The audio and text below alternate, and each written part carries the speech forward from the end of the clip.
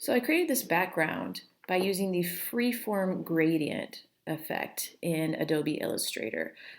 These are 3D effect letters, which I can show you in a different video, but let me show you how I created this. Okay, so I'm going to create a new file, and let's just make a postcard. I prefer to have it wider than it is tall, and if you want to measure it in inches, 5 by 7 I think is always a good size if you're going to be printing it.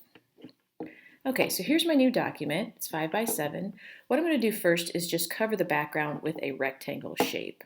So here is the rectangle tool, and I'm going to click on it, and I'm going to drag and select to make a rectangle over the entire area.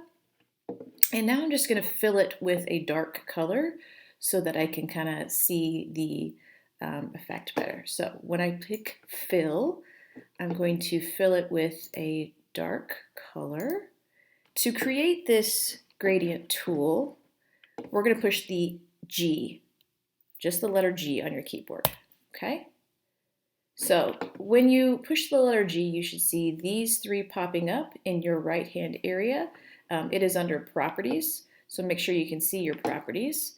And if you can't, go to Window, see how there's a check mark next to Properties, that's why I can see it. If I uncheck it, it goes away. So if you're like, I'm not seeing anything there, it's because you don't have that window open. So go to Windows, click on Properties, and now we can see all these properties. Okay, so this tells you what type of gradients you have to choose from. This obviously is linear gradient, radial gradient, or freeform gradient. We're going to choose the freeform gradient. Now when you do that, 4 points to choose colors automatically pop up. If you want to add more, and I would suggest adding more, you're just going to click. Okay, so see how this is it looks like this, and I just click where I want to add a point. So let's add maybe 4 or 5 more points.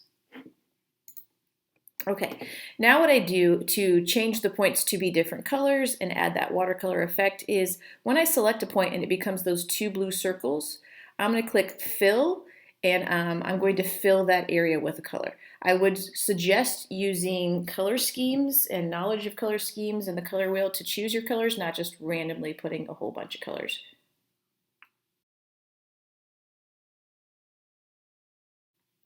And I think that the analogous color scheme looks really good for this watercolor effect. So analogous colors are colors that are right next to each other on the color wheel, like yellow, yellow, green, and green. So let's pick a yellow here. And that's good. Okay, so now let's pick a different one. So I'm going to click, and you see how it becomes 2 blue circles. Let's fill that with a different color. Let's choose the yellow green. If I don't like that one, I can always go to some different options here, and I can go lighter or darker. Okay, let's do a different one.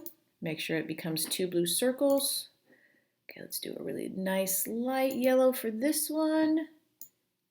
That's good. Now let's do this one. Fill it with maybe a dark green. That's good.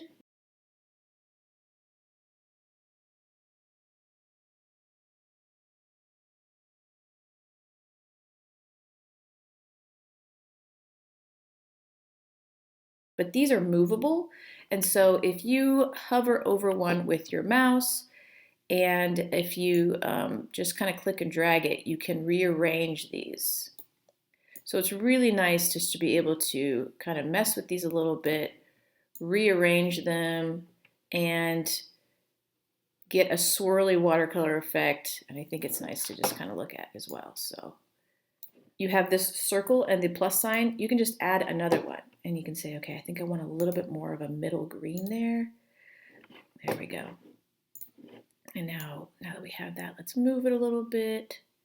You could add as many of these points as you want. Now, I don't know what happened there, but if you do anything you don't like it, just push Command Z. That is the undo button. So push and hold down the Command button, and then while you're holding down Command, push Z. I do think it's fun to kind of play around with these a little bit. All right, there we go. There's my background. This makes a really nice background for a poster or for some letters or for some shapes that you're going to put on top of it. Now, it does not automatically save, so when you're done, just remember to click File, Save As,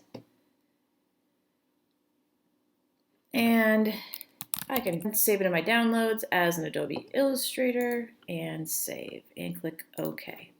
There, now it's saved so I can turn it in to my assignment.